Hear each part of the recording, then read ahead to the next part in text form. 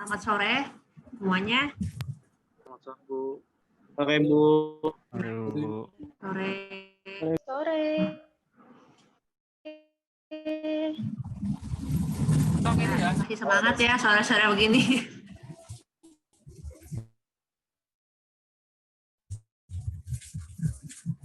Sorry, saya agak telat.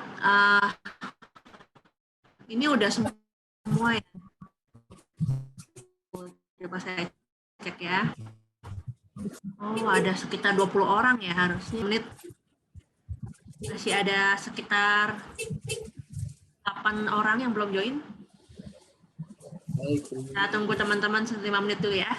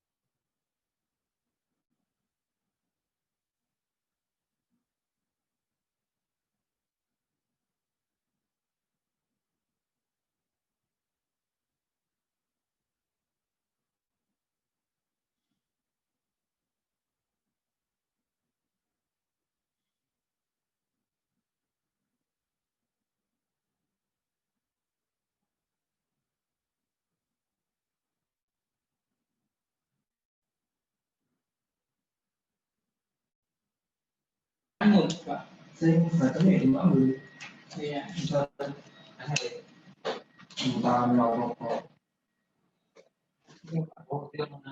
Doni nang novel ya.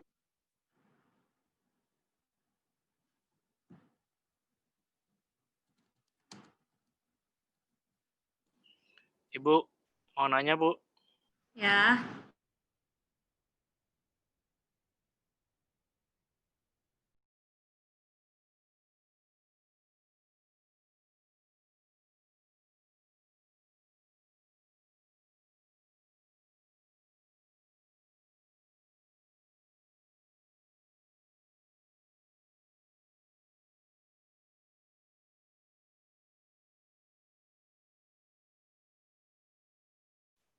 Jam 6.15 gimana? Bu. Terus untuk Ya, praktik saya belum ada laptop atau PC, Bu. Gimana ya? Ya, jadi nanti dari kampus sih nanti katanya mau nyediain remote ya. Jadi nanti bisa teman-teman bisa remote terus bisa nyoba-nyoba punya. Cuma untuk hari ini yang punya laptop bisa langsung nanti kita coba bareng-bareng. Kalau yang belum punya, nanti kita akan bikin grup. Nanti akan saya share materi-materinya. Jadi nggak harus dicoba sekarang. Nanti setelah perkuliahan ini selesai bisa dicoba ketika ada kesempatan dicoba. Lalu step by step-nya kan ada di situ ya, nanti saya akan tuliskan step by step-nya. Mungkin kalau ada pertanyaan atau ada error atau ada apa bisa ditanyakan di grup. Jadi kita akan buat grup Telegram dulu. Mungkin kalau teman-teman udah punya grup Telegram bisa langsung di-add aja teman-teman yang di perkuliahan ini ya. Ada sekitar kalau data di saya sih ada 20 orang ya, cukup banyak. Jadi ini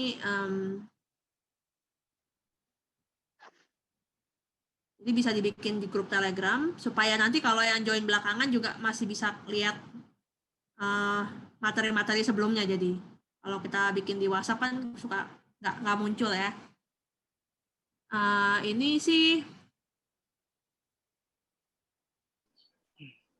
berarti nanti kita akan ada break untuk istirahat dan sholat untuk dari jam 5.40, lalu kita akan lanjut lagi jam 6.15. Jadi dari jam 5.40 nanti kita istirahat dulu.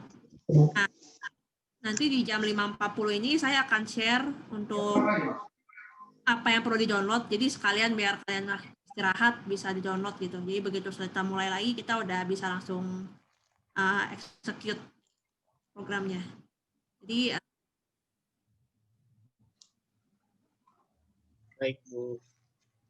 Ya, ini Bu. kalau Terima Kalau kasih. nggak tanya Pak Supri, mintanya ke siapa biasanya? gimana? Oh ya udah. Ya, terima kasih, Bu. Makasih Bang.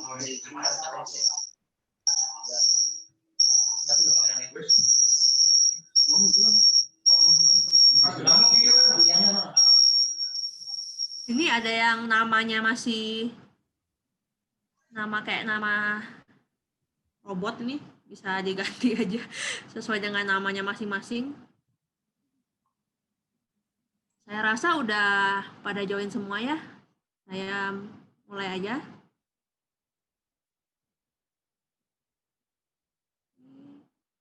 Jadi buat yang baru join, nanti kita akan ada istirahat di jam 7.40, jam 5.40.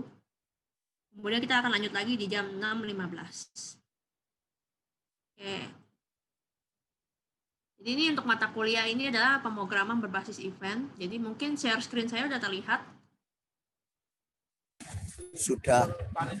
Ya, Bu. Presentasinya sudah terlihat ya. Oke, terima kasih. Oke, saya mulai. Oke, pertama-tama selamat datang semuanya teman-teman di kelas karyawan.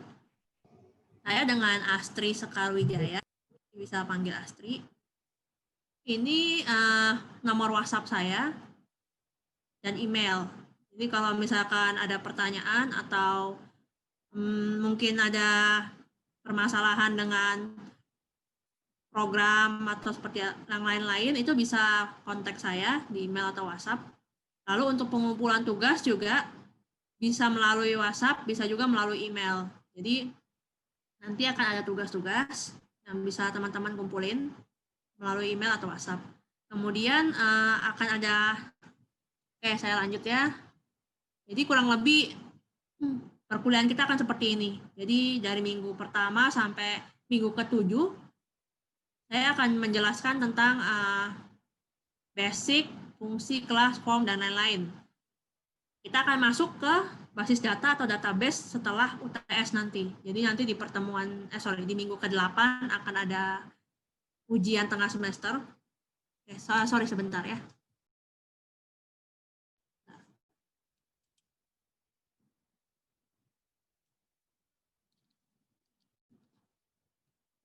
Jadi akan ada ujian tengah semester di minggu ke-8. Kemudian di minggu ke-16 atau minggu terakhir akan ada ujian akhir. Nah, setelah UTS dan nanti ada pengenalan database, akan ada presentasi proyek per kelompok. Jadi nanti dari teman-teman semua, saya harapkan kita bikin kelompok. Kelompoknya di akhir perkuliahan ini saya harap sih sudah ada kelompok-kelompoknya. Jadi kalau yang memang pingin cari kelompok sekarang, bisa langsung jalur pribadi aja. Nanti kalau di akhir belum ada inputan, saya tentuin berdasarkan nama-nama di Excel. Jadi ini kan kurang lebih ada 20 orang ya. Kita itu saya harapkan satu kelompok dari 3 orang. Jadi kalau terlalu banyak kan takutnya nanti ada yang kerja, ada yang enggak ya. Jadi 3 orang aja. Satu kelompok yang 4 orang. Jadi nanti total ada 5 kelompok ya, ada 6 kelompok berarti.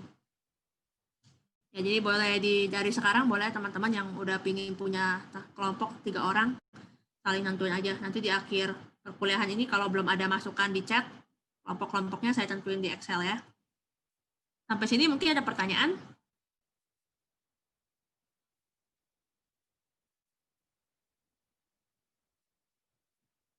Enggak ada, Bu. Ini udah ada ketua kelasnya ya di... Belum, Bu. Belum ada. Belum ada, Oh, Bu. belum. Oh, belum ada. Boleh tentuin satu. Langsung buat aja, Bu. Gimana? Misbah ketua kelas. Langsung dibuat aja. Kok Misbah, Muhammad Misbahuddin ini. Bukan, Bu, bukan, Bu. Oh, Esa. jangan aja, Bu. Jangan saya, Bu. Gitu ya. Ya, yang kalau ada yang volunteer, ayo. Mungkin ada yang mau volunteer. Ridwan Parsatio, Ridwan Parsatio. Esa, mungkin Atta Esa ya ini. Ada namanya Esa. Atta Esa Nugraha, oke? ya, Bu? Ya. Menerima ya.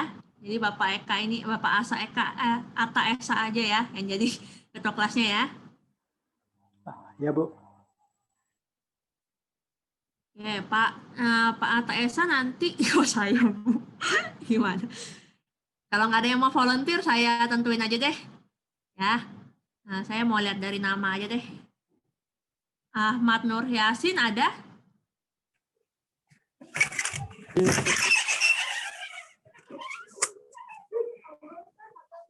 Ahmad Nur Yasin hadir?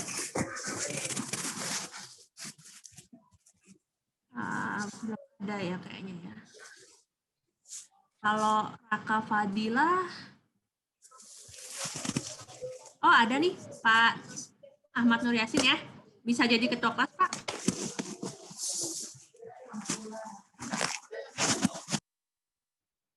Ini yang gambarnya Naruto ini ya. Pak Nur Yasin.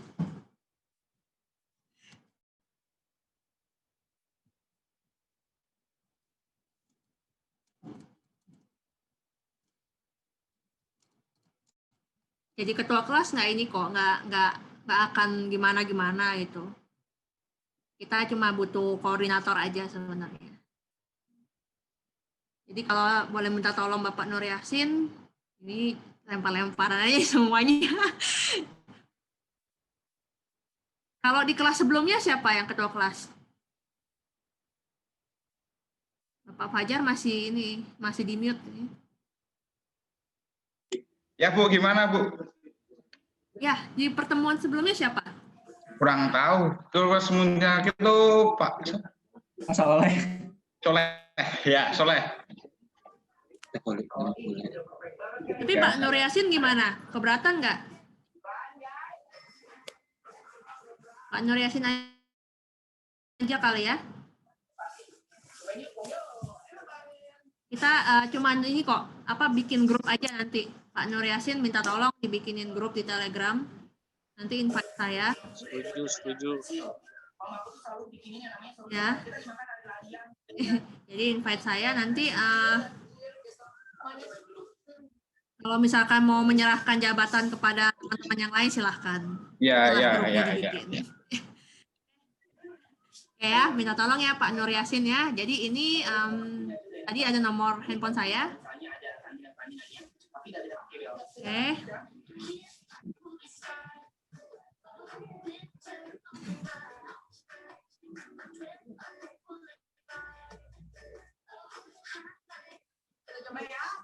Oke.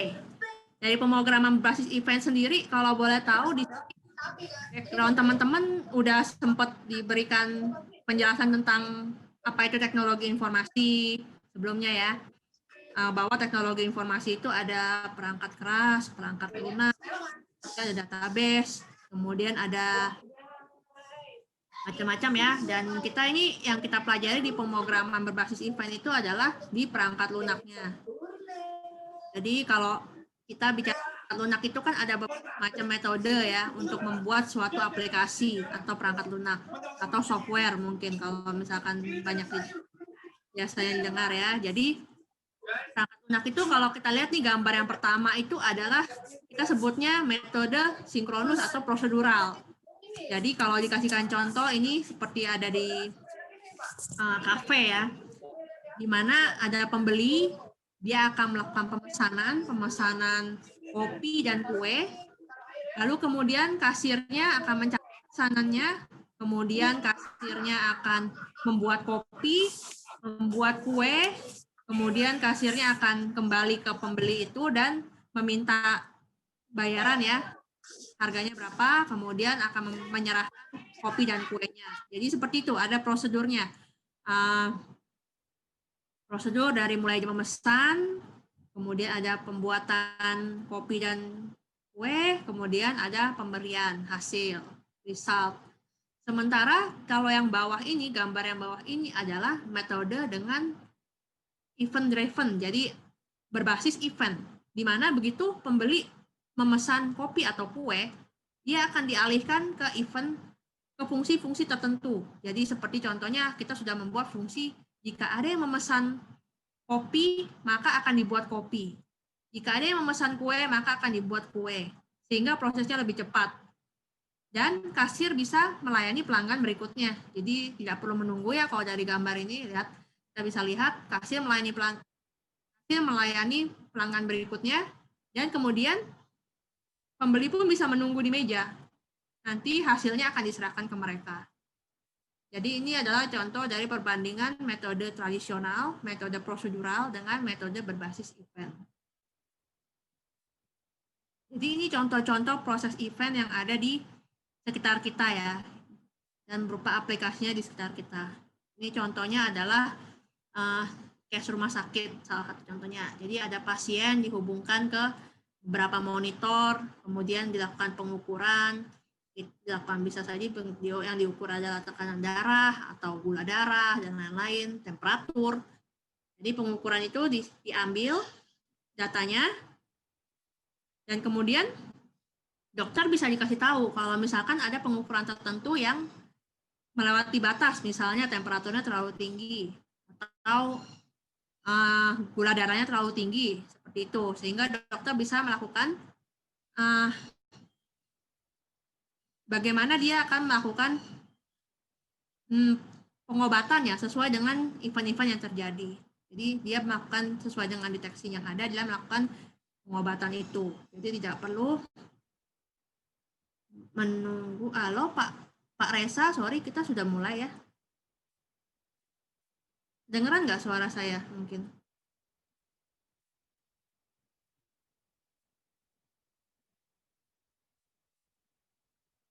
Mungkin saya stop video aja kali ya, internetnya.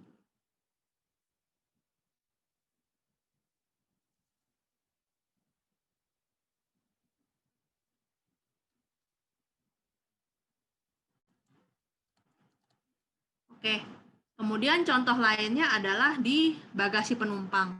Jadi kalau di sini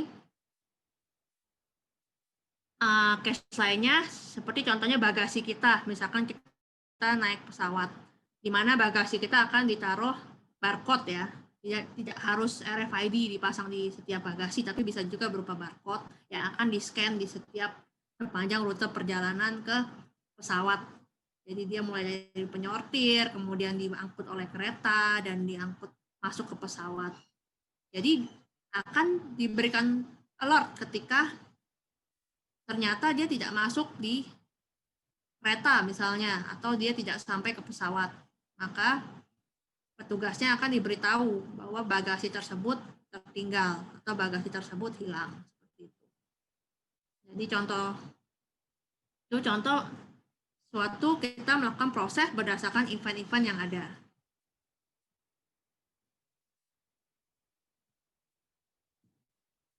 Sampai sini mungkin ada pertanyaan. Oke, saya lanjut. Kenapa banyak yang menggunakan event processing? Karena bisa jadi aplikasi itu secara natural bergantung di event-event. Seperti contohnya tadi, melibatkan sensor yang mendeteksi event. Bisa itu RFID, bisa itu sensor suara, sensor temperatur, atau bisa juga barcode, dan lain-lain. Dan tujuan dari aplikasi itu adalah menganalisa dan reaksi terhadap event-event yang ada. Sehingga dia menggunakan pemrograman berbasis event.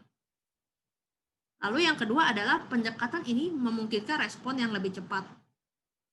Jadi dibandingkan prosedural tadi, kalau kita ambil contoh yang kopi dan teh, maka akan lebih cepat jika dibuat fungsi-fungsi tersendiri untuk melakukan pembuatan kopi atau pembuatan teh.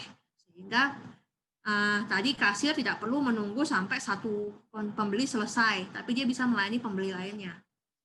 Dan fungsi-fungsi lainnya dikerjakan oleh fungsi-fungsi yang tergantung dari event-event tersebut.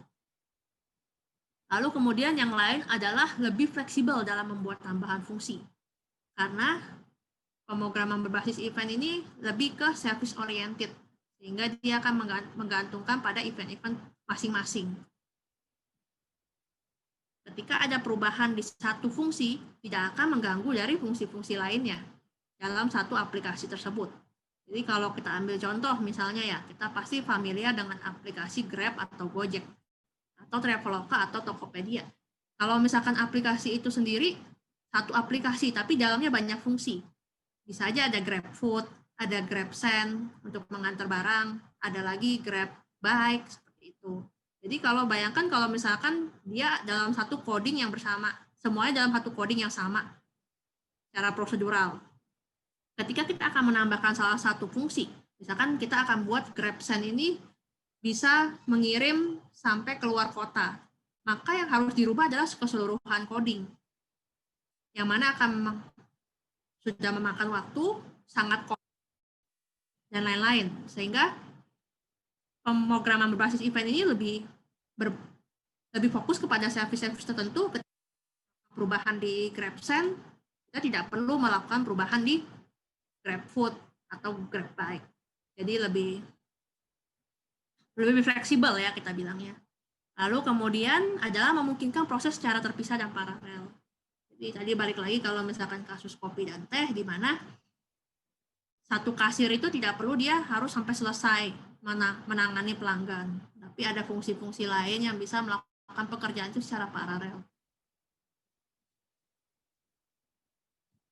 Nah, dengan pemisahan seperti ini, keuntungan-keuntungan yang dapat adalah seperti mudah membuat programnya, kemudian kecepatan go to market. Jadi saat ini pastinya sangat penting ya, kalau suatu aplikasi ingin berkompetisi di dunia IT ya, seperti contohnya kayak Gojek atau Grab lah, kita ambil contoh seperti itu. Misalkan Gojek dia ngeluarin GoFood duluan, maka dia akan laku lebih cepat. Orang-orang lebih mengenal GoFood. Atau mungkin contoh yang lain di perbankan, misalnya ketika Genius keluar gitu, semua orang pada berlomba-lomba dan mengenal dengan istilah Genius yang dikeluarkan oleh BTPN. Lalu baru BCA, CMB Niaga mengikuti. Nah, jadi itulah kenapa pentingnya kecepatan go to market. Semakin kita cepat melakukan perubahan terhadap aplikasi, kita cepat melakukan update, itu kita akan lebih dikenal dan lebih laku di pasaran. Nah, yang lain adalah service oriented dan fleksibel.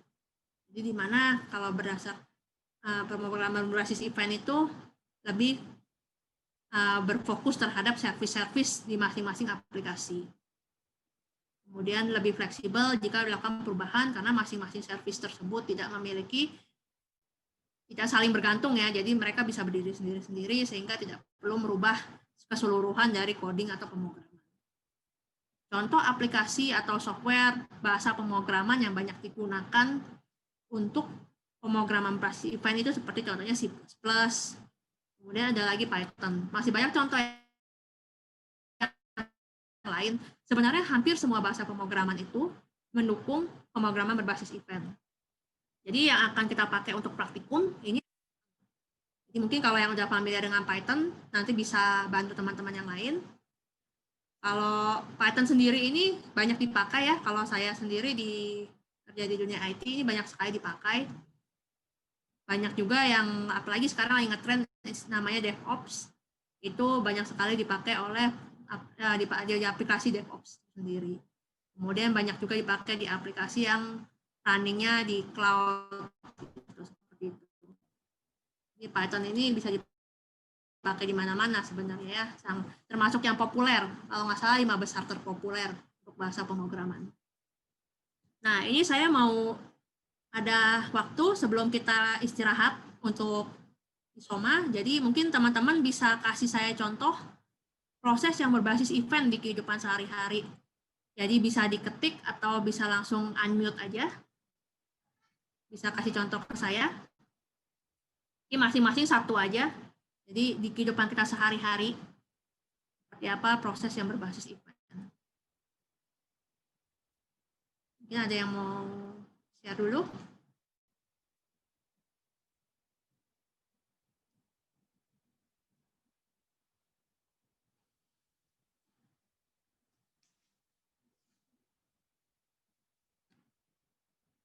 Pak Fajar mungkin kayaknya udah mulai mikir-mikir nih kelihatannya. Baru Nah, di sini mikir-mikirnya, Bu. ya mungkin yang kita lakuin setiap hari aja. Kalau misalkan kayak kita berangkat kerja, naik apa gitu. Itu juga salah satu event. Mungkin bisa kasih contoh, Pak, buat teman-teman.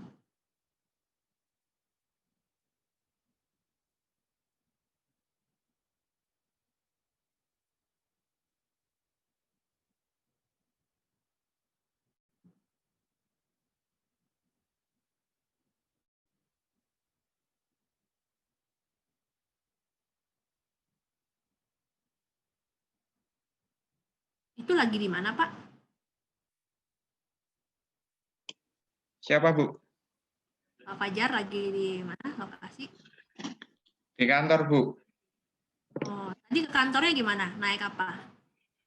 Naik motor, Bu. Motor. Nah, itu salah satunya misalkan kamu buat aplikasi ya, kita buat aplikasi. Oh ya, tadi saya udah info kan kalau akan ada proyek kelompok ya. Ya. Makanya kita akan sama masing-masing presentasi proyeknya. Jadi saya balik lagi tadi naik motor. Itu bisa aja bikin aplikasi nih, misalnya absensi. Jadi kamu tiap pagi kamu harus lakukan absensi tiap naik motor. Nah, di situ motornya misalkan bisa aja dipasangin sensor. Jadi dengan motor kamu lewat, kamu sudah terabsensi.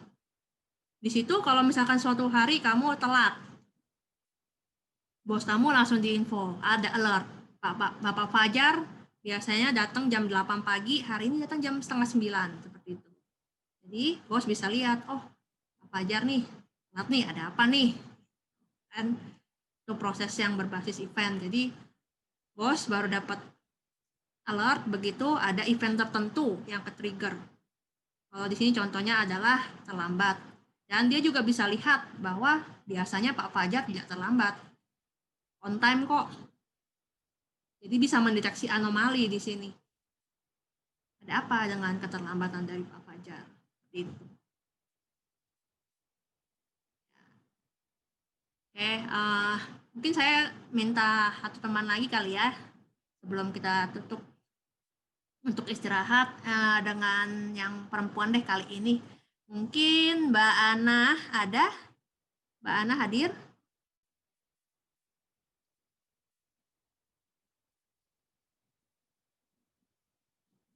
Mbak Ana Selvia?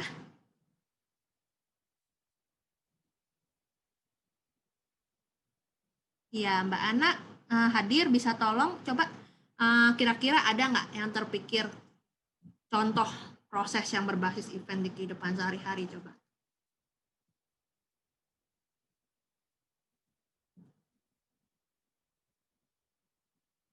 Bagaimana mungkin Mbak Ana belanja online misalnya?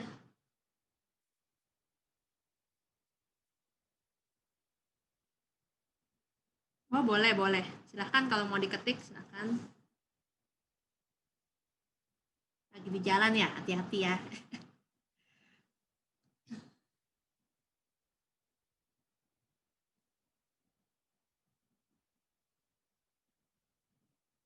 Oke, sambil nunggu dari Mbak Ana, ini saya lanjut ya apa saja keuntungan dari pemrograman berbasis event. Tadi kan sudah sempat ada ya di slide sebelumnya. Kecepatan go to market, seperti terus lalu kemudian yang lainnya seperti fleksibilitas, berbasis pada service.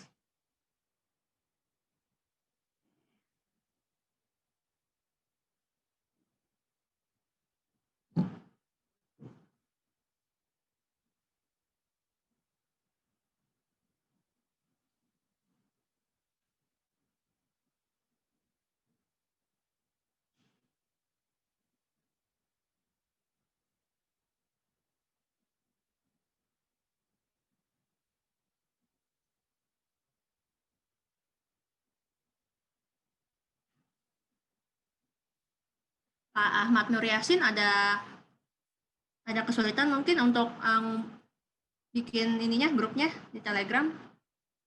Apa belum punya nomor teleponnya kali ya? Belum punya nomor telepon teman-teman semua kali.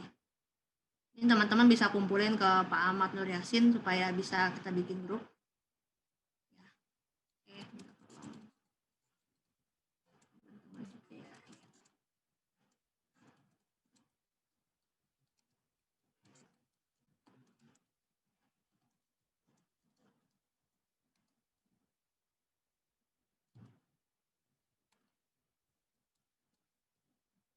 Oke. Kayaknya masih nunggu yang dari Mbak Ana nih. Kayaknya mau ngetikin, jadi saya tungguin.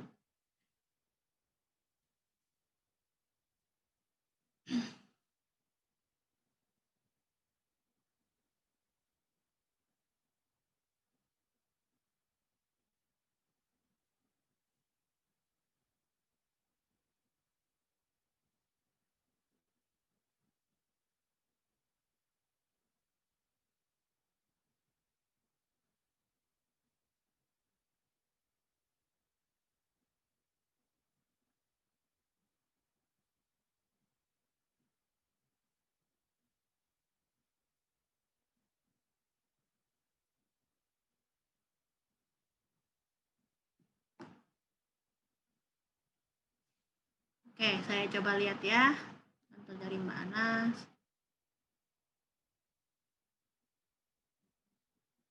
Oke, customer bertanya mengenai produk yang saya jual melalui marketplace.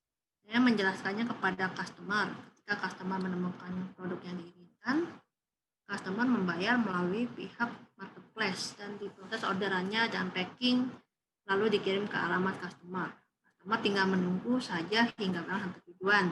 Sebenarnya ini adalah contoh yang bagus ya dari salah satu marketplace kita melakukan pemrograman berbasis event. Jadi memang marketplace yang umum digunakan di Indonesia ini semuanya memang sudah berbasis event. Jadi mereka sudah berbasis services tertentu. Jadi mereka bisa nentuin bagian pembelian atau mau itu melakukan pembayaran pulsa atau pembayaran listrik seperti itu sudah dibedakan oleh mereka fungsi-fungsinya. Sehingga sangat memudahkan sekali ya untuk baik penjualnya Mbak Ana sebagai penjual maupun calon pembelinya Mbak Ana. Jadi memang kita membuat aplikasi itu tujuannya adalah seperti itu, memudahkan dan mempercepat proses. Mungkin contoh lain adalah di packingannya itu sendiri. Biasanya sudah ada nomor resi. Nomor resinya itu bisa jadi menjadi event tersendiri. Misalkan dia seperti contoh bagasi tadi, begitu dia tidak ada paket itu hilang atau paket itu tidak masuk ke counter yang ada di penerima misalnya, maka penjual diberikan info bahwa paket tersebut hilang atau marketplace-nya diberi info seperti itu. Itu adalah contoh-contoh dari proses yang berbasis event di kehidupan sehari-hari. Terima kasih Mbak Ana untuk contohnya. Oke, saya lanjut ya. Mungkin teman-teman ada yang punya pertanyaan lagi? Sebelum kita masuk ke persiapan praktikum, kita istirahat dulu habis ini.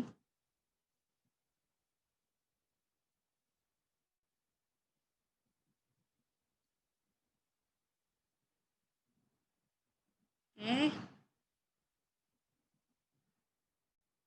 Nggak ada pertanyaan, kita perlu siapin ini ya, untuk teman-teman yang udah ready laptop, mungkin bisa nanti di-download dulu di sini.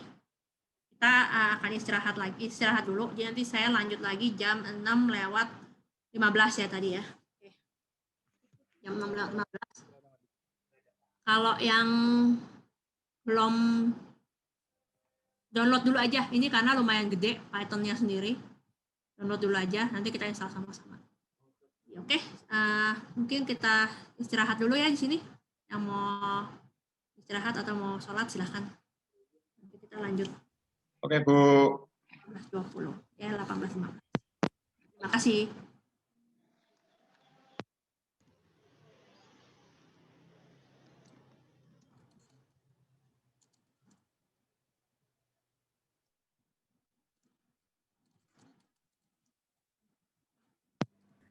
Madang sih, Lur.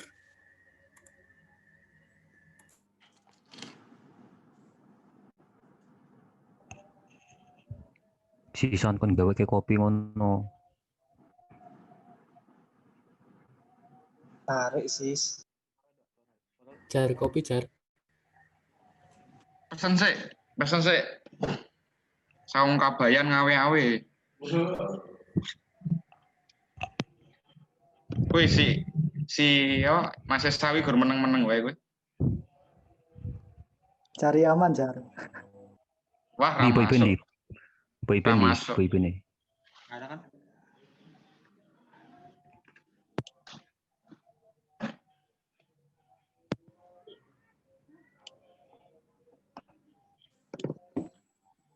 Download sejar, download. Sholat, dan tenang. Aku kabeh mlayune ke tempatku lho. Sampai segentas Bali toh, Mas. Bahasan dosen. Turidwan. Bahasan dosen udah keluar kamera nih. Piye kon piye ki mau. Kurang kilo Pak, kan disuruh download dulu terus lanjut Laptopnya istirahat. Ada Pak. Aduh, macet.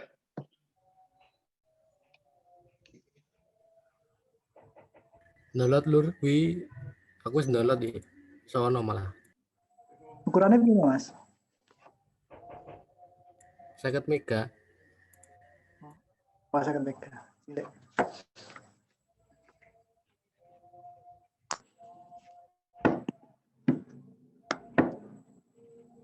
Yang kedua ini mana nih?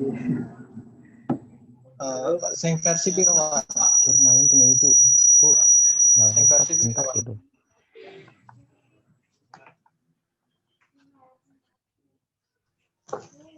Sing versi piro, Mas?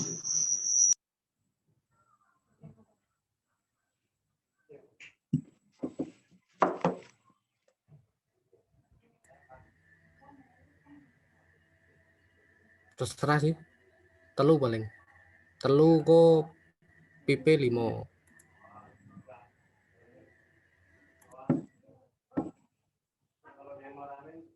Dari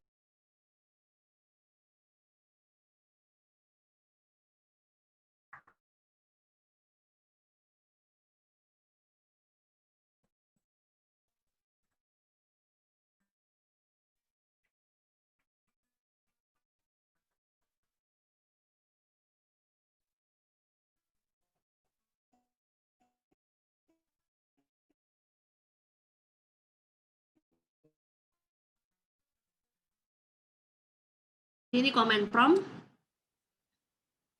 Kita lihat ya.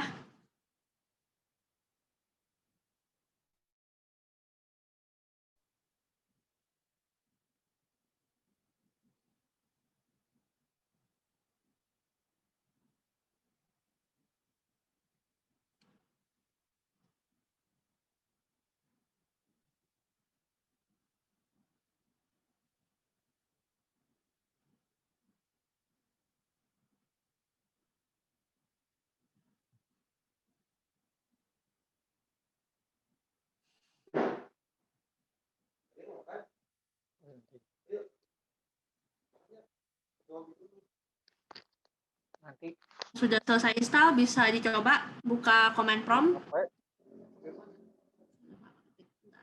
Lalu klik zip version. Jadi kalau dia sudah terinstall, dia akan keluar versinya berapa. Mungkin ada teman-teman yang belum keluar, error syntax atau apa, itu biasanya belum terinstall. Jadi bisa dicoba. Double klik lagi, execute filenya tadi. Double klik lagi, dijalankan. Atau kalau dia minta upgrade, uninstall itu dia uninstall dulu aja, lalu diinstal ulang. Jadi gimana, kalau ada yang kesulitan di instalasi ini, bisa langsung info ke saya.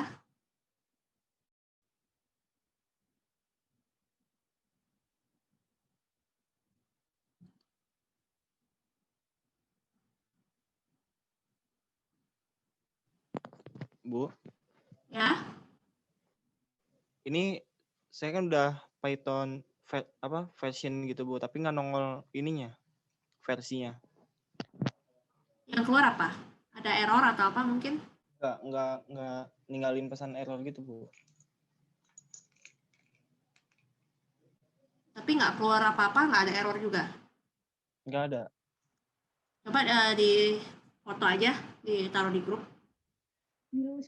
Ditaruh di grup. Oh, di sini di Zoom bisa kali ya masukin gambar. Coba kita lihat Ya. di Chrome-nya ya. Share screen gitu ya? Share screen ya, Bu?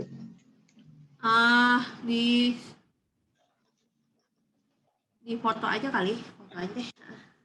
Sampai share. Grup yang mana, tuh?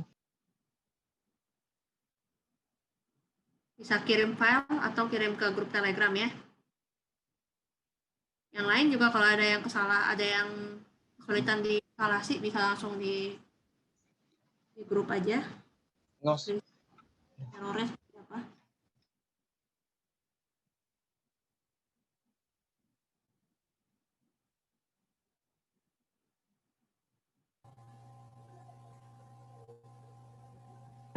Halo, Bu. Ya gimana?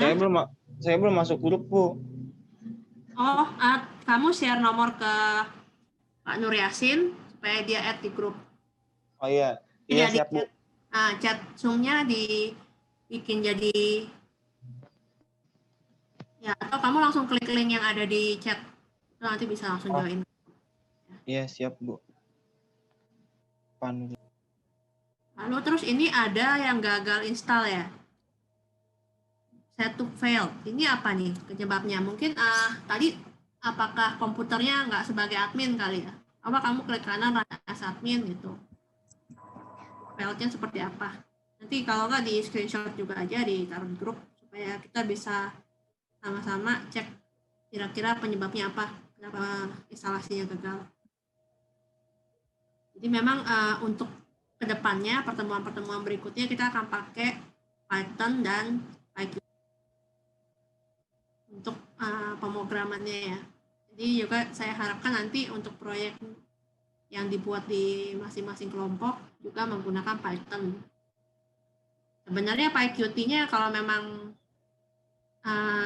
PyQt itu kan hanya untuk user interface. Jadi kalau misalkan emang kalian udah familiar dengan yang lain seperti Visual Studio, itu silahkan saja. Tapi kalau misalkan di pertemuan berikutnya saya coba masuk ke PyQt-nya juga. Lalu untuk kelompok sudah ada semuanya, bisa ditulis ya kalau udah ada di chat. Nanti kalau misalkan sampai akhir pertemuan ini belum ada, nanti saya tentukan kelompoknya. Jadi buat yang tadi telat join, kelompoknya 3 orang, dan kelompok yang 4 orang. Jadi bisa teman-teman bisa pilih-pilih siapa. Oh, maaf Bu, bisa diulangi Bu. Kalau buat berkelompok itu berapa orang? Ya, jadi kan kita ada 20 orang semuanya, bisa 3 orang, dan ada satu kelompok yang 4 orang ya. Jadi nanti akan total ada 5 kelompok yang 3 orang, dan satu kelompok yang 4 orang. Oke Bu. Oke, jadi kalau pengen tentuin kelompok sendiri, langsung aja di chat di Zoom. Nanti kalau misalkan di akhir pertemuan ini kalian belum ada yang masukin nama kelompok dan peserta kelompoknya, ini saya yang tentuin. Nah, ini terus mungkin ada yang udah berhasil ngeluarin versi Python-nya? Sudah, Bu. Oke. Lanjut ya.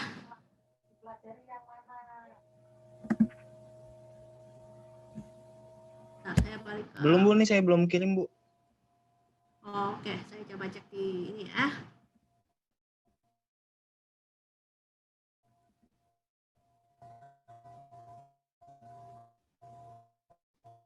Iya.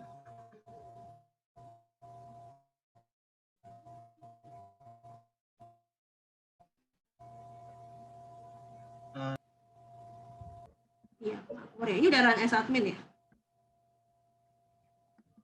Maaf, gimana, Bu? Sudah run as admin. Udah, Bu.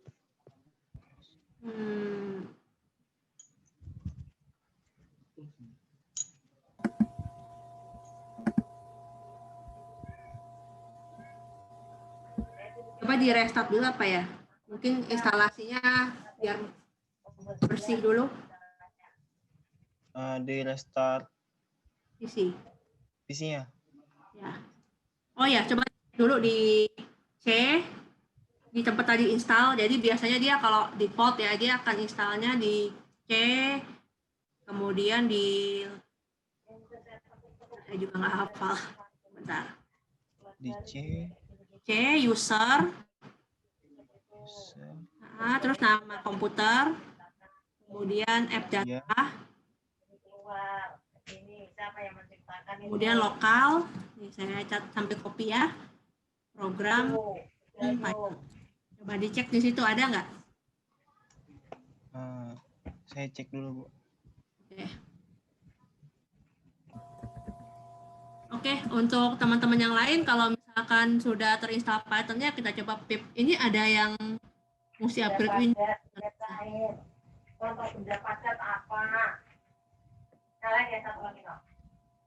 Nah, kita coba pip list ya. Kalau misalkan yang udah install Python, apakah keluar list? Oke, jadi pip ini yaitu singkatan dari Preferred Installer Program. Jadi dia sudah include waktu kita install Python. Kita bisa langsung PyQt aja, ketik PyQt pip install PyQt 5. Jadi di kalau sudah keluar pip listnya ini langsung dicek aja PyQt 5 gini. Coba nanti yang keluar adalah seperti ini. Kalau udah sukses.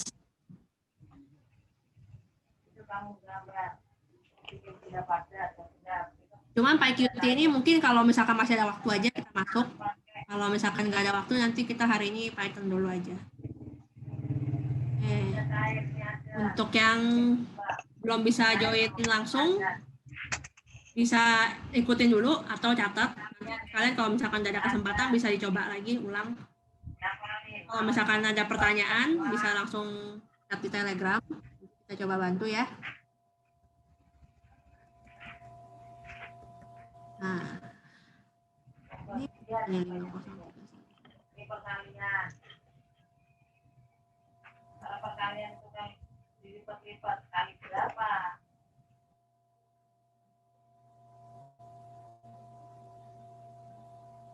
Oke, yang mau install Python nggak masalah ya, 3.8 atau 3.9. Oke, saya ulang ya, untuk setelah install Python,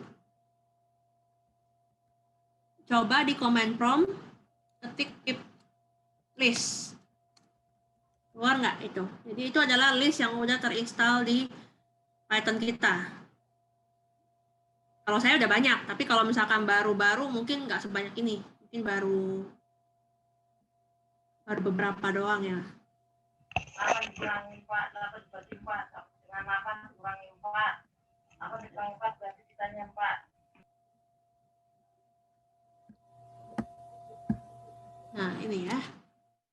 Terus pastikan dua folder ini ada ya.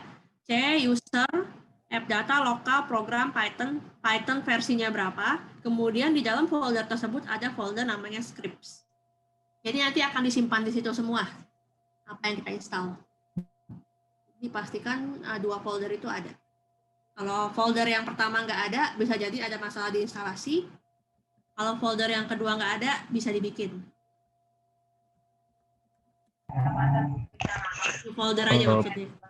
Ya. Punya saya, maaf Bu, punya saya nggak muncul seperti kayak yang Ibu ini apa namanya tunjukin gitu.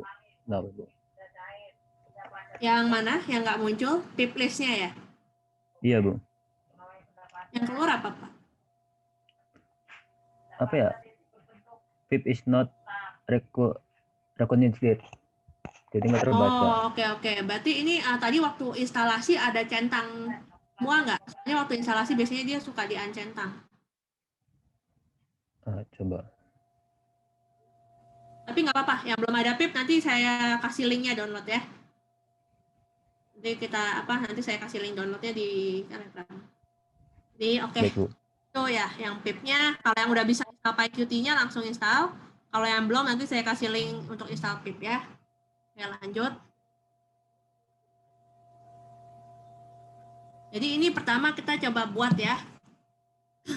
Nah, Python ini pertama kita buat folder baru. Saya buat folder baru.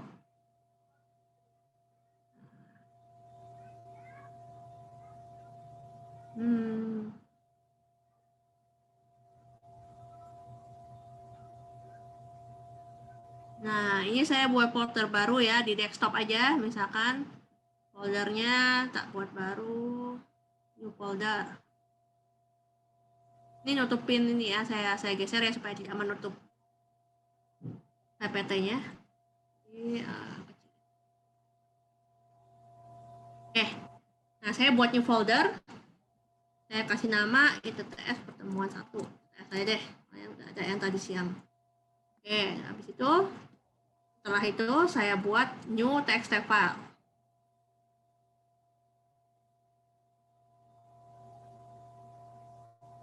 Terus saya kasih nama hello.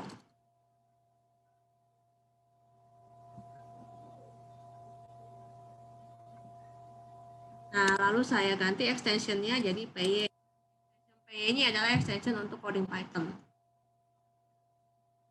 Itu kita edit, kita bisa edit pakai Notepad atau kalian ada yang punya, edit aja pakai apa aja. Nah, kita coba sekarang sintaknya. Print hello world. Udah gini aja. Kemudian saya save.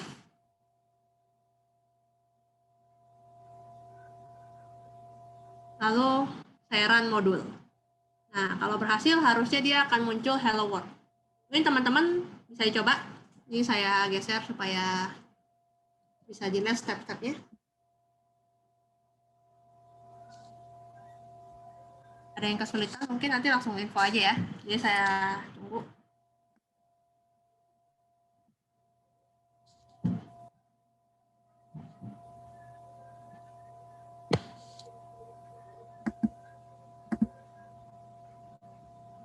Sambil cari ya untuk linknya pip ya, sebentar.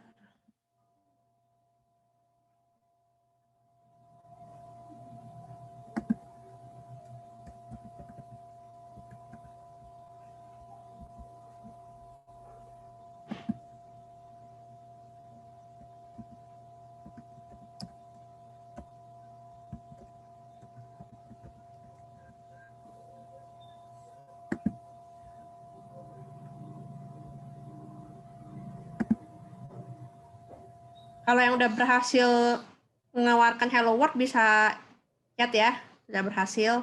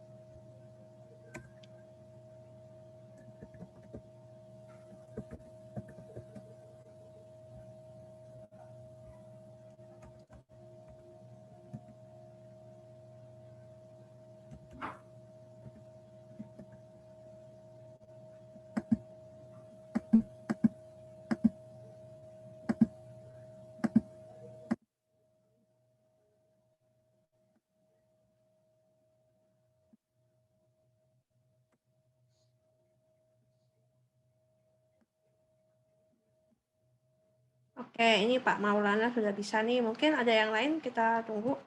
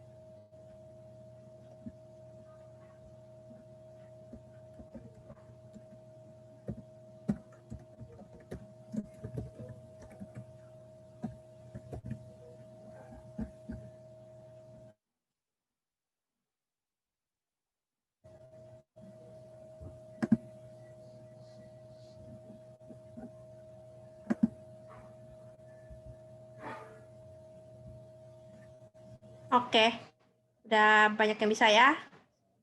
Nah, berikutnya kita coba yang namanya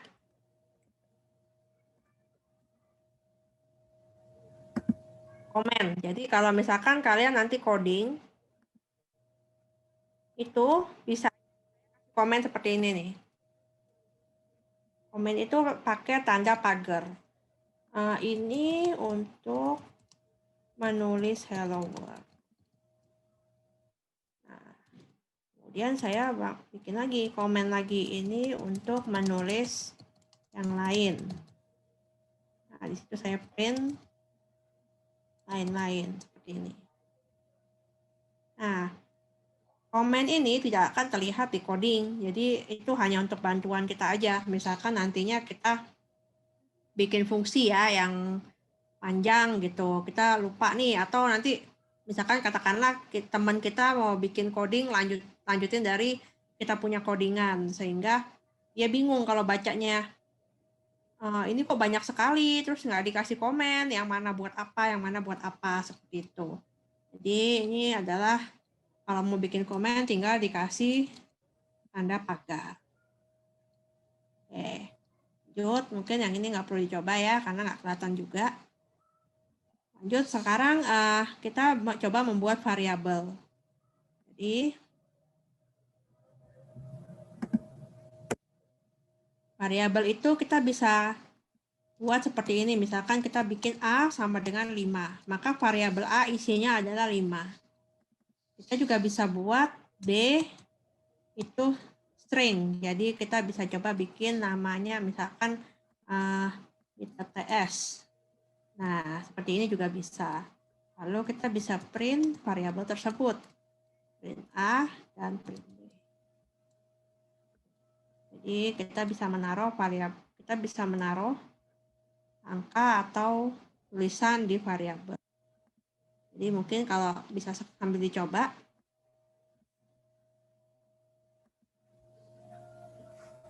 Udah berhasil, mungkin bisa dicoba, saya kasih waktu. Kalau udah berhasil bisa langsung chat.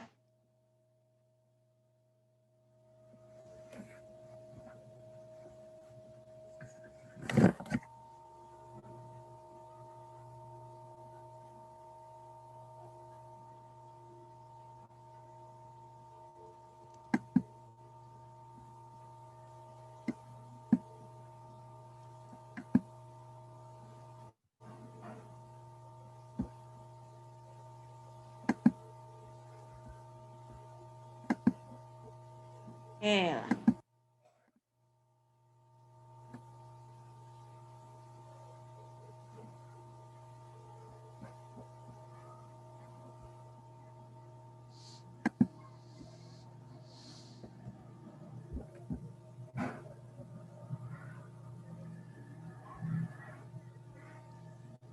Oke, saya lanjut ya.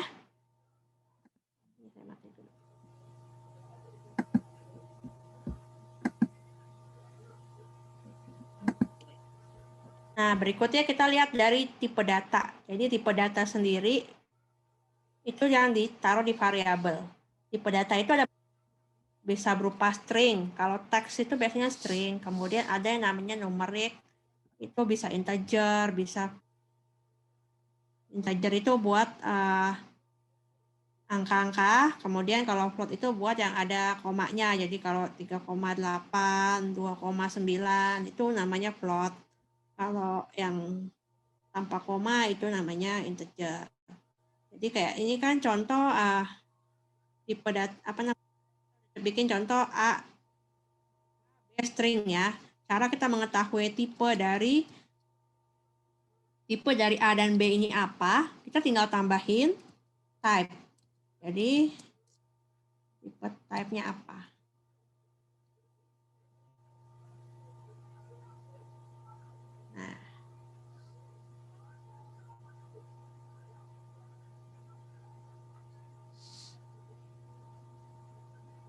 Dia akan infoin ke kita, oh yang A itu adalah integer, int, yang B itu adalah string. Ya, contohnya dengan misalnya float ya, float yang koma ya. Kaki C.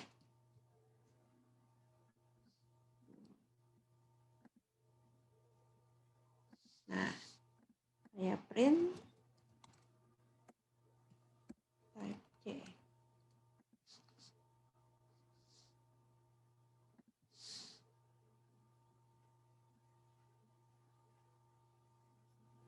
Nah, itu float karena dia ada komanya.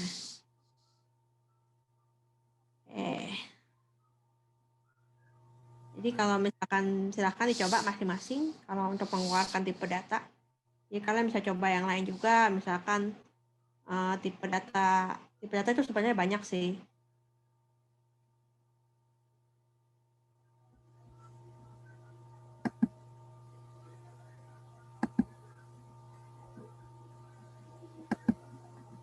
Oke.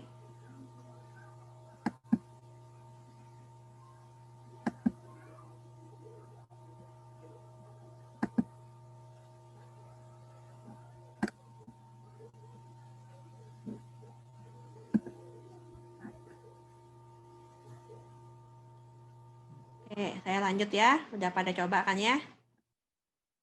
Sekarang ada yang namanya casting. Jadi, kita bisa merubah tipe data tertentu menjadi tipe data yang kita inginkan. Contohnya, saya ingin rubah nih yang koma. Saya ingin rubah yang C koma ini menjadi integer. Hanya kan dia float ya. Saya mati. Nah, saya buat di variabel X sama dengan integer dari 20.5.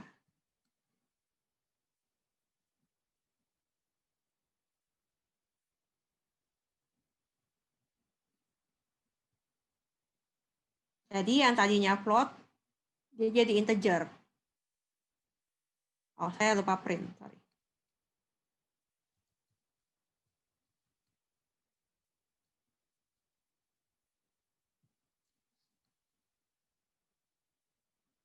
Nah, dia berubah jadi integer. Tadinya kan dia ada float, dia berubah jadi integer. Kita bisa gunakan ini kalau misalkan semuanya kita nggak pingin ada koma. Jadi kita bisa kita rubah semuanya jadi integer. Atau misalkan untuk nama, jadi kita rubah yang angka menjadi string, itu juga memungkinkan. Tinggal dipakai fitur casting ini, X sama dengan str 1. Maka 1 itu akan dianggap sebagai string, sebagai kata, sebagai huruf, bukan sebagai angka. Oke, mungkin ada yang udah coba castingnya. Silahkan dicoba teman-teman.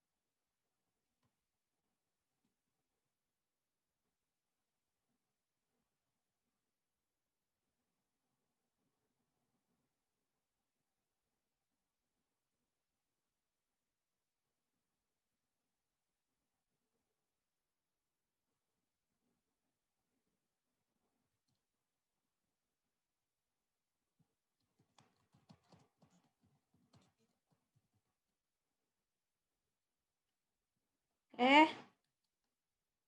Udah coba ya, udah bisa, lanjut.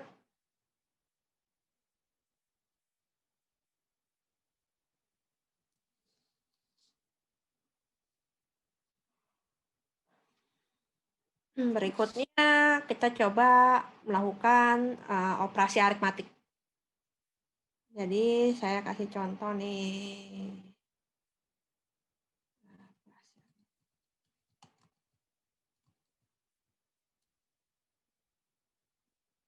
Di sini udah ada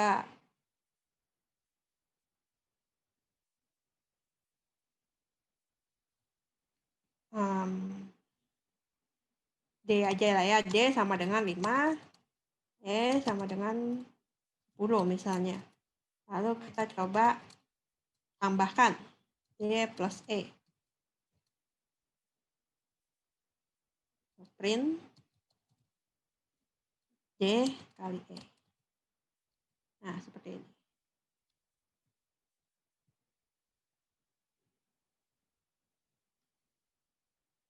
Dia akan menjumlahkan apa yang ada di variabel D dan apa yang ada di variabel E. Kemudian kalau untuk yang pengalian, ya jadi bisa dikalikan. Untuk operasi aritmatik ini ada plus, minus, kali, bagi. Seperti itu ya. Jadi bisa dicoba.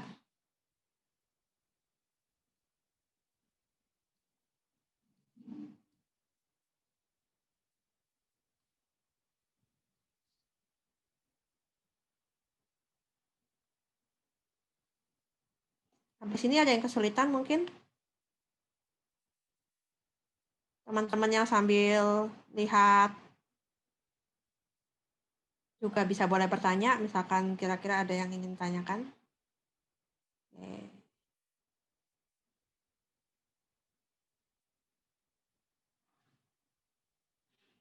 Ini untuk Pak Asa, Pak Topan, ini Pak Maulana yang udah bisa, tadi udah sempat install PyQt, pakai pip install bisa, pip list.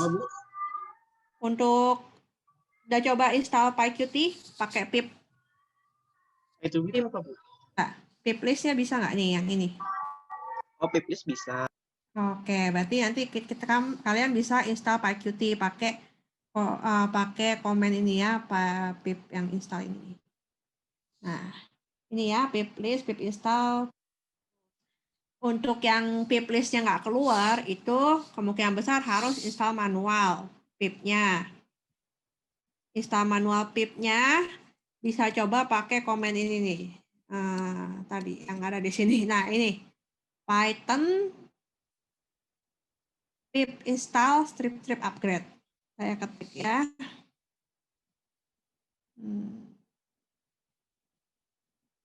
Bu, maaf Bu, memotong. Ya. Kalau misalnya kalau yang PyQt 5 yang apa? Toolsnya gimana, Bu? PyQt 5 tools yang nggak bisa di-download, Bu. Apa katanya? Itu harusnya include ya. Nggak saja, Bu. Ya, bisa.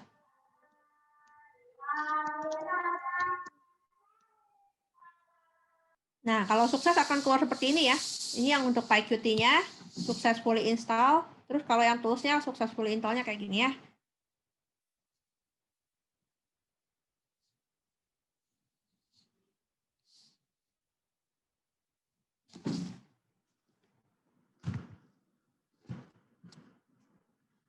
Jadi sih saya cek googling, kalau Python 3.4 ke atas harusnya udah include sih pip-nya. Mungkin tadi yang Windows ini ya, Windows yang mesti diturunin versi Python-nya. Dia belum include memang.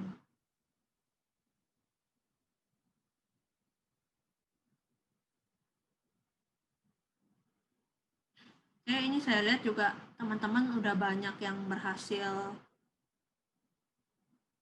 bikin semua. Oke, kita lanjut. Jauh ini mungkin ada pertanyaan.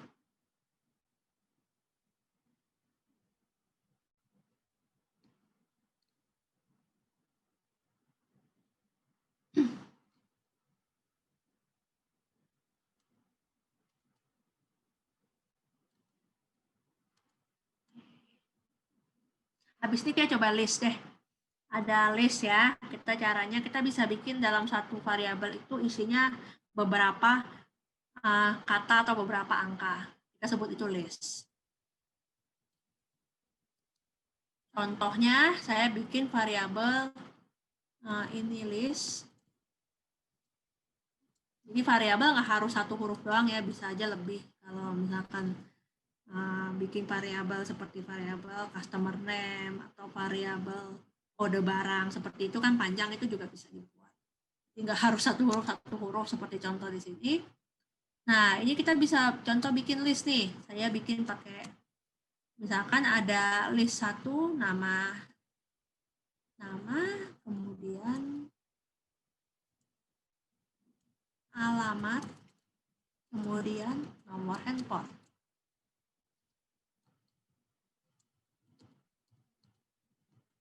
Itu saya dapat kurang.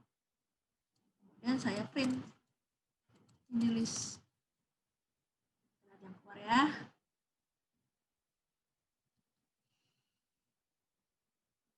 Nah, maka akan terlihat tuh apa aja yang ada di dalam list tersebut.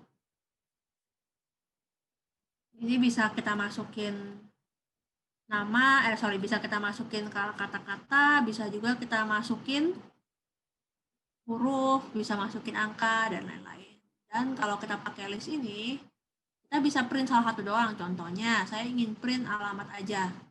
Maka saya seperti ini, print ini list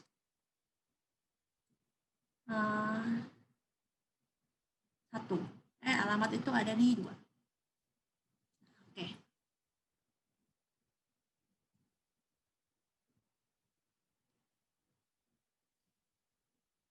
Oh, berarti itu 012 ya. Kalau mau print alamat berarti pakainya 1. Oke, jadi kita bisa print nih apa yang mau kita tunjukkan. Jadi dengan menggunakan list ini. Biasanya kalau di database atau basis data ya, kita masukin inputnya itu kita bisa masukin ke list. Jadi kita buat variabel list, kemudian nama, alamat, nomor telepon, dan lain-lain kita masukkan ke list. Dan apa yang mau ditunjukkan, kita tinggal pakai indeksnya aja. Terus kita juga bisa nih pakai kalau misalkan mau print yang paling terakhir dalam list. Kita pakai minus. Jadi print ini list minus 1.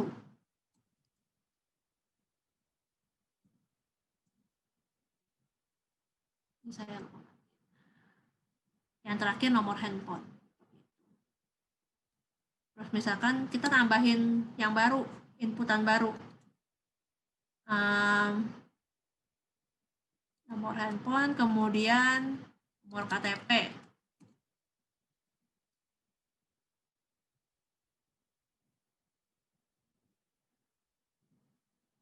Nah, dia muncul sekarang nomor KTP seperti itu ya. Sorry. Oke. Mungkin bisa dicoba, yang udah nyoba berhasil bisa chat di grup.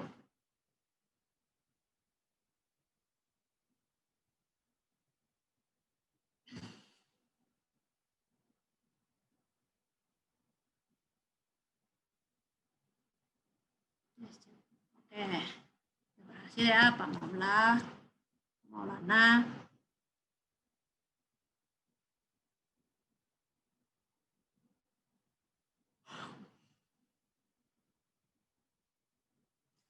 Sekarang kita coba if else ya.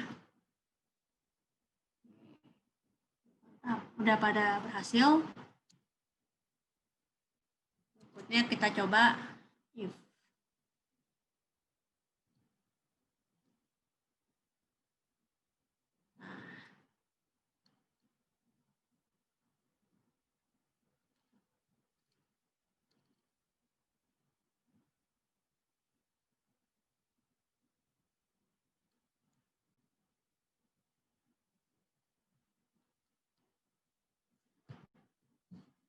If itu misalkan 2 variabel. Yang satu 10, yang satu 20.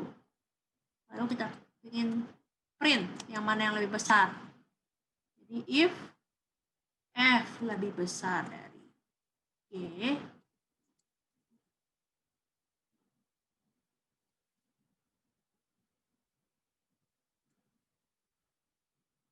print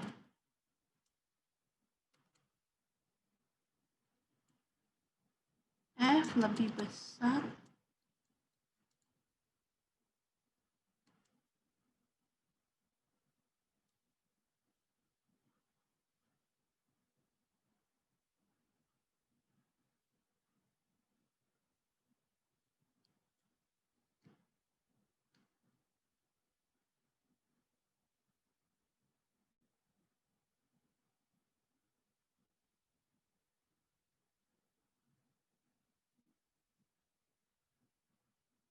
sebentar ya.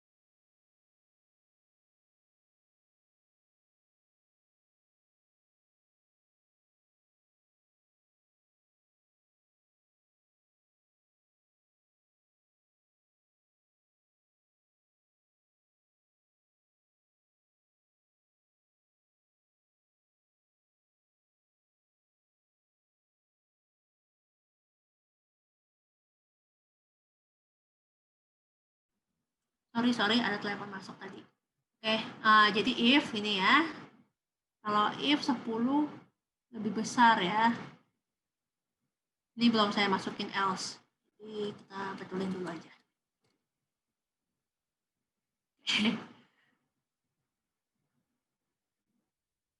Nah, karena F lebih besar dari G benar, maka dia akan ngeprint F lebih besar dari G. Nah, bagaimana kalau itu salah? Kita masukin namanya else. Print G lebih besar dari F.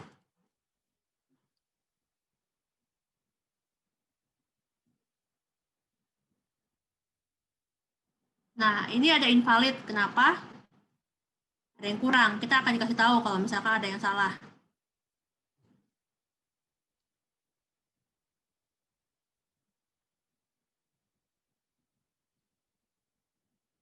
Oh ya, ini juga lupa saya ganti ya. Untuk mengeluarkan else. Nah, jadi begitu kondisi yang pertama tidak dipenuhi, yaitu F tidak lebih besar dari G, maka dia akan memprint kondisi yang dia akan memprint G lebih besar dari F. Jadi dia mengecek apakah kondisi itu dipenuhi atau tidak. Ada lagi else if sebenarnya. Jadi kalau misalkan ini kita tambahin ya.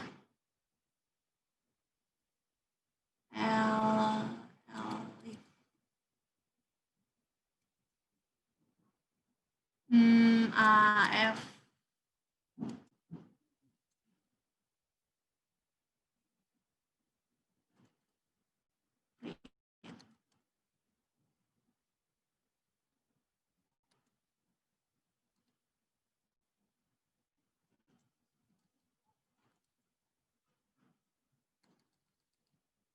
Jadi setelah dia mengecek kondisi yang pertama, dia mengecek kondisi berikutnya, apakah dipenuhi atau tidak.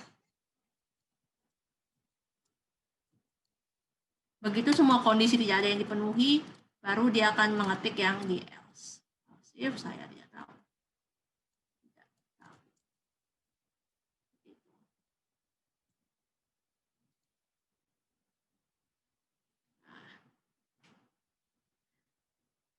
Jadi dia akan mengecek apakah pertama dia mengecek apakah F lebih besar dari G, kemudian dia mengecek apakah F lebih kecil dari G. Lalu kemudian kalau dia tidak menemukan kondisi yang benar dari antara dua tersebut, dia akan print yang terakhir. Ini bisa dicoba juga ya.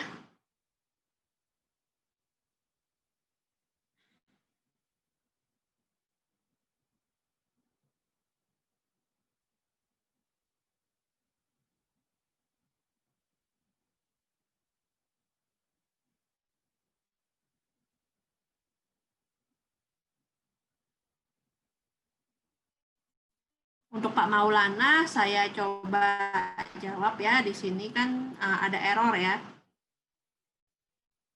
Ini mesti dipastikan ya Pak, dua folder ini ada. Nih yang ini. Jadi apakah ada folder script di Python, di folder Python ya? Oh gitu, baik Bu. Nanti saya coba. Ya. Ya. Ada pertanyaan lagi? Nah, ini yang udah berhasil Bang Acil ya. Ya, ini sepertinya sukses nih untuk Bang Acil. Oke. Baik lagi kalau sukses akan muncul seperti ini. Oke, untuk if else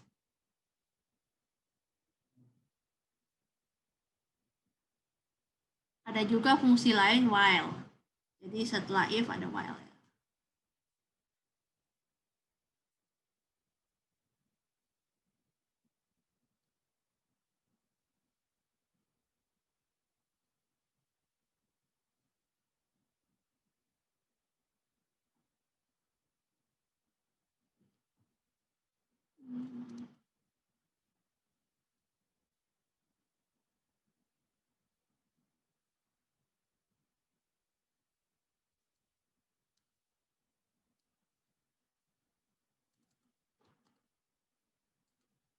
While.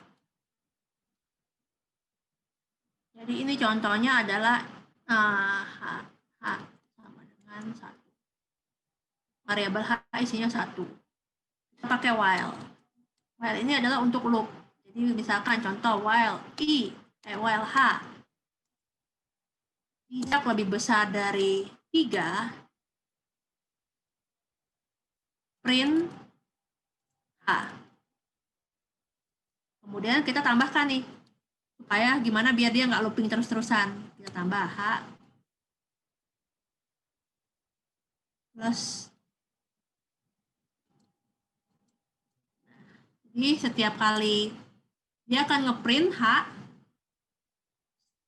sama H. Dia akan ngecek nih, pertama H itu adalah 1. 1 lebih kecil daripada 3.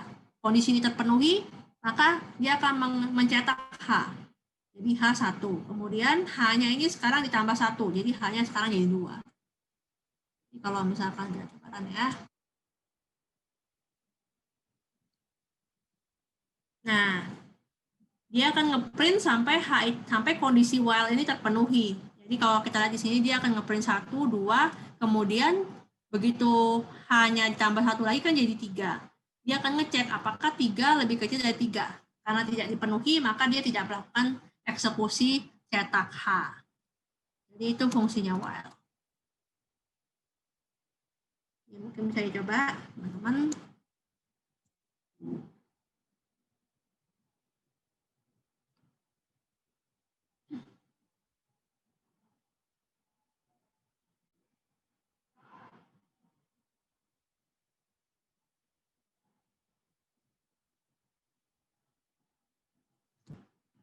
Oke.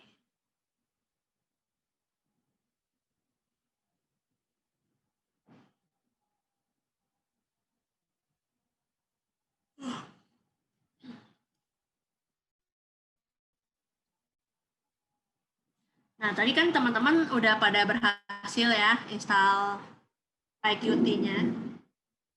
Mungkin hari ini kita coba buka-buka aja. Tapi saya coba kasih waktu lagi untuk yang nyoba-nyoba ini ya. Nyoba-nyoba while, if, list, operasi aritmatik, casting, dan tipe variabel. Bisa dicoba ya. Ini saya save.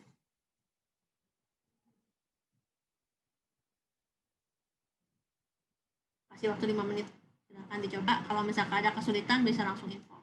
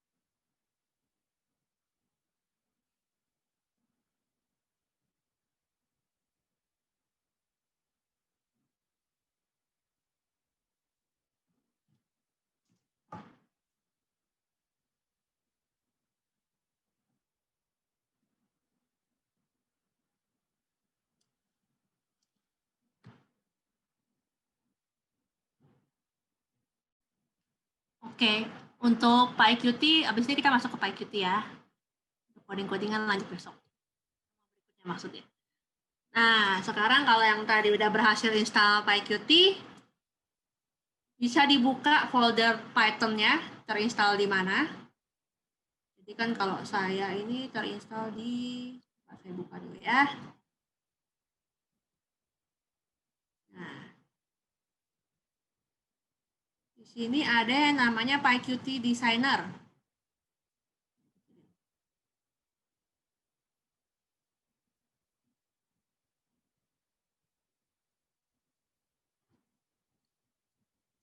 Nah, itu kita coba execute, kita coba buka.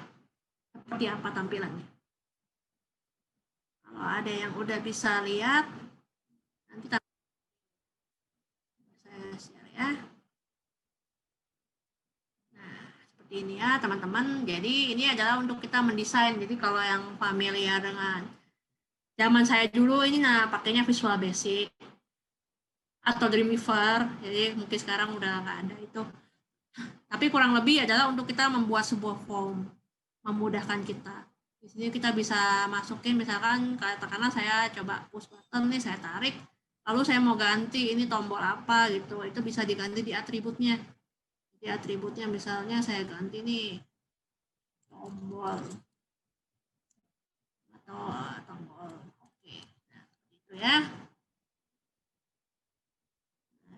Kita bisa buat yang lain juga, mulai dari list atau nanti push atau buat input data seperti itu ya, bisa macam-macam ya, bisa dilihat di sini. Nanti kita masuknya di pertemuan berikutnya aja. Terus ini saya coba save ya, jadi ini saya cuma pingin ngasih lihat yang tugas kedua, yaitu kita coba save dan ganti extensionnya menjadi py. Ini saya save dulu. Oke, saya save as. Kita simpan aja di tadi ya, tempat yang ITS. Kita save nih. Dia extensionnya adalah u.ui. Nah, bagaimana kita pingin baca codingannya? Kita buka command prompt dan pindah ke pertemuan tadi. Saya coba buka command prompt saya mana. Nah, ini kalau kita lihat command prompt saya kan masih di C user Wijaya ya. Ini mesti saya pindahin nih ke desktop. Cara gampangnya sih tinggal ini saya copy aja dari Explorer ya. Jadi biar gampang, ini saya copy, control copy, lalu di sini saya CD itu buat pindah direktori. Nah, saya udah pindah sekarang ke direktori di mana saya taruh Untitled UI. Namanya saya ganti deh. Oke. Nah, sampai sini teman-teman masih ini ya, masih follow ya. Terus ini untuk mengubahnya kita pakai pyuid 5 min x contoh UI min o jadi py contoh.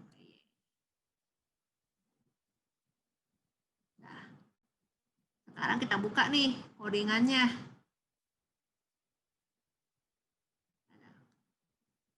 Nah, jadi apa yang ada di user interface tadi, PyQt itu, kalau diketik manual kayak gini nih, kita bikin sendiri nih.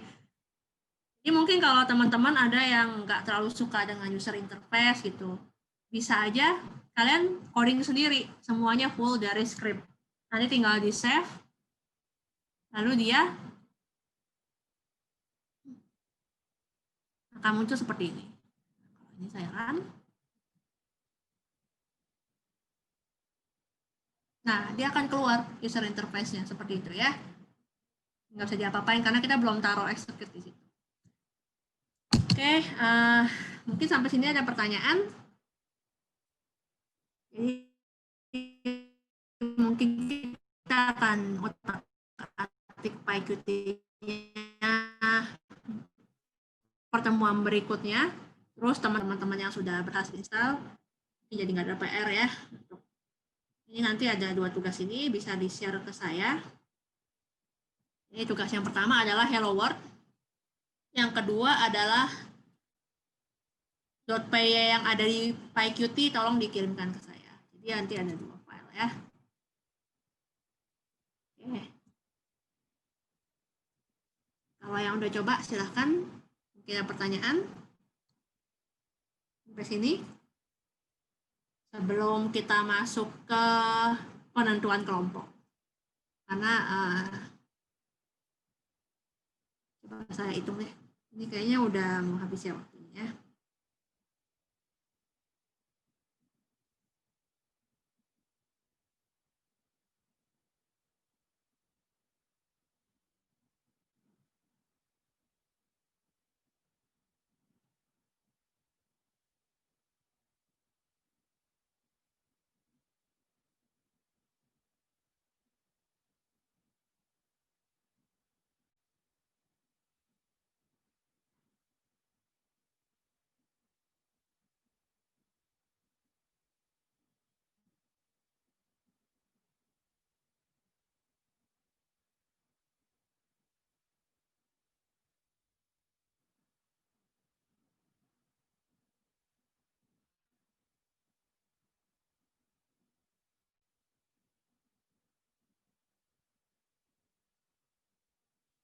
Masih ada 15 menit lagi. Sejauh ini ada pertanyaan? Jadi hari ini kita hanya masuk ke pengenalan Python dan PyQt.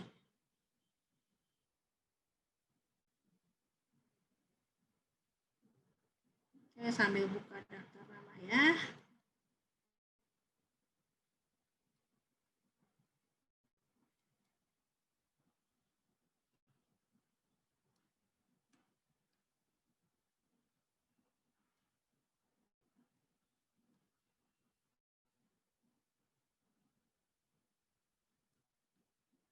Oke, ada yang udah sempat nentuin kelompok mungkin?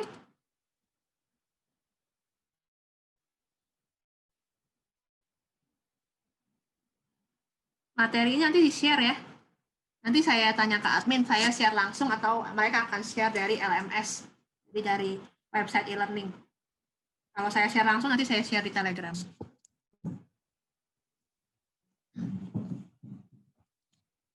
Jadi kalau untuk kelompok, sudah pada nentuin kelompoknya mungkin? Ya. Jadi gini, untuk tugas itu sebenarnya bisa diupload ke LMS juga, bisa diupload ke e-learning.itts.ac.id ya, websitenya. Tapi saya dapat kabar sih lagi maintenance. Jadi untuk mencegah tugasnya nggak kekirim, bisa lewat Telegram personal, bisa email. Oke.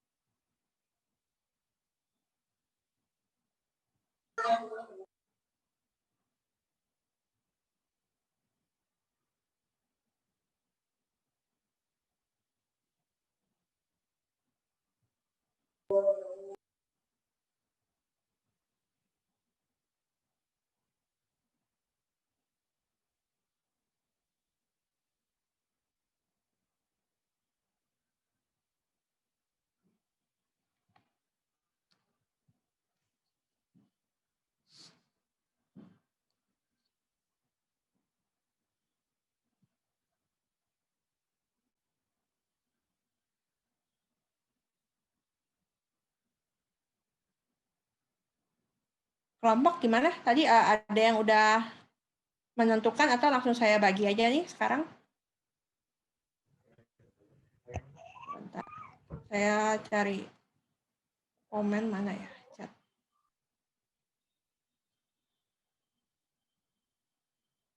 Yang sudah nentuin kelompok langsung di chat aja ya di Zoom supaya bisa saya tulis di sini, saya update.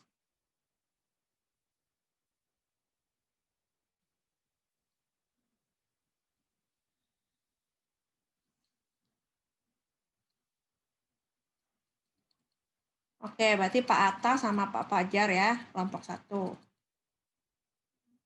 Ini dia. Oh, yang 3 orang udah ada nih, berarti sisanya berdua ya.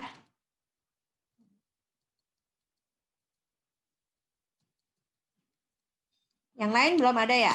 Saya tentuin aja ya langsung ya dari sini ya.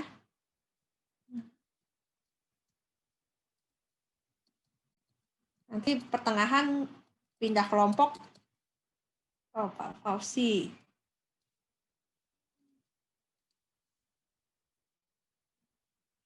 Ya nih, soalnya daripada nanti pertengahan pindah kelompok kan agak ribet ya. Udah bikin nih Pak Fauzi Ahmad. Kelompok 3. Sama Pak Misbahudin.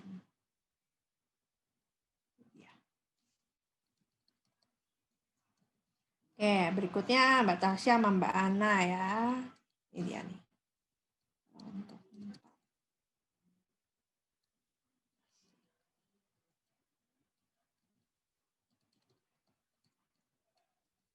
Yang lain nggak ada ya? Saya bikin lagi kelompok 5.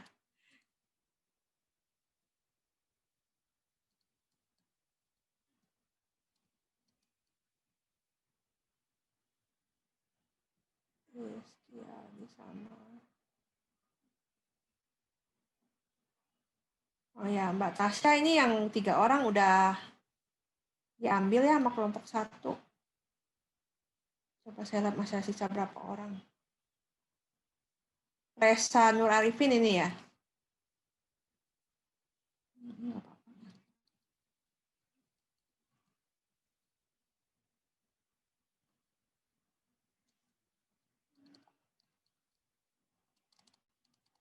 Singgi.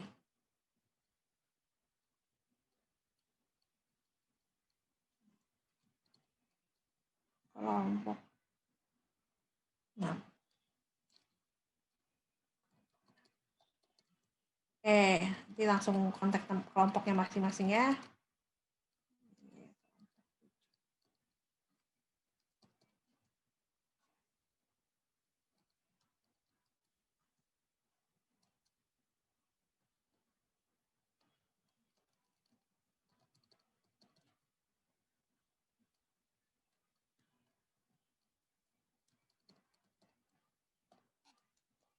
Jadi ada 9 kelompok ya semuanya.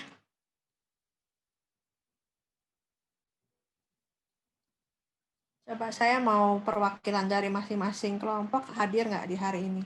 Nanti dua-duanya nggak hadir, bingung lagi. Pak Ahmad Nur Yasin tadi ada ya. Pak Abdallah ada? Hadir? Hadir, oke. Berikutnya kelompok 3, Pak Muhammad Misbahudin, hadir? Hadir, Bu. Hadir, siap. Kelompok 4, ini Resa Nur Arifin. Hadir Bu, hadir Bu. Hadir, siap. Kelompok 5, tadi udah saya sebut ya. Kelompok 6 mana nih dia? Kelompok 6, Pak Doni sama Pak Singgi. Tadi kayaknya dua-duanya hadir ya.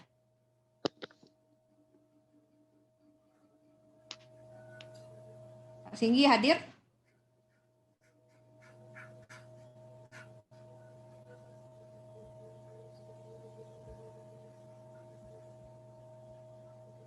Oke, hadir. Kemudian kelompok 8, ini Pak Gian Rahmat. Ya, hadir. Oke, berikutnya kelompok 9 dengan Pak Fikri. Hadir ya. Bu. Ya, oke, semuanya berarti perwakilan dari tiap kelompok hadir ya. Jadi ini ada 9 kelompok, nanti masing-masing bikin satu proyek, nggak harus sekarang selesai. Jadi kita akan sambil mempelajari sintak-sintak yang ada, lalu bagaimana kita membuat nanti sampai menjadi sebuah form, sebuah aplikasi. Oke, jadi untuk pertemuan hari ini tugasnya tadi ada 2. Saya harap nanti ada kiriman 2 file. Yang pertama adalah file Hello World, yang kedua adalah file PyQt. Isinya dari PyQt ya, itu nggak usah diisi apa-apa, ya nggak apa-apa. Yang penting saya ingin tahu apakah kalian bisa convert dari UI ke .py. Oke, siap. Itu aja sih. Mungkin yang belum join grup, ini dikumpulkan sebelum pertemuan berikutnya ya. Jadi paling lambat sampai saya tunggu sampai hari Senin. minggu depan. Kalau teman-teman yang belum join grup, bisa join grup supaya nanti kalau misalkan ada yang kesulitan atau apa, kita bisa sama-sama selesain. Terus kalau misalkan mungkin ada share materi atau contoh-contoh coding juga bisa lewat grup. Jadi join aja grup. Oke, itu aja sih untuk hari ini, teman-teman. Mungkin ada pertanyaan sebelum saya tutup.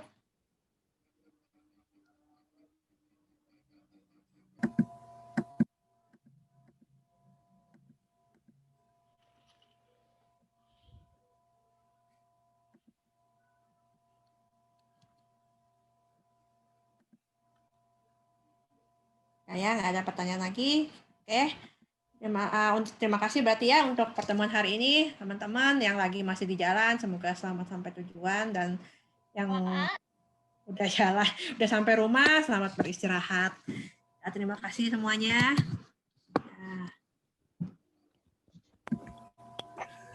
Ya Bu, terima kasih kembali Bu. Terima kasih juga, Bu. Terima kasih Bu. Terima kasih, Bu. Terima kasih. Selamat malam.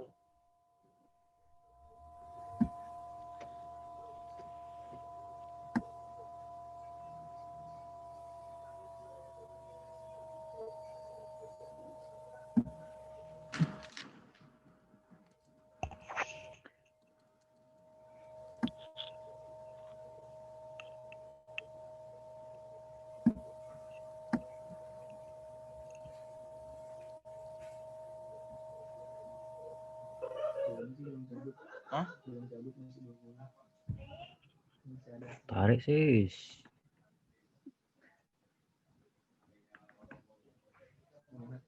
Poli. Kenapa Lisa? Bali, Mas.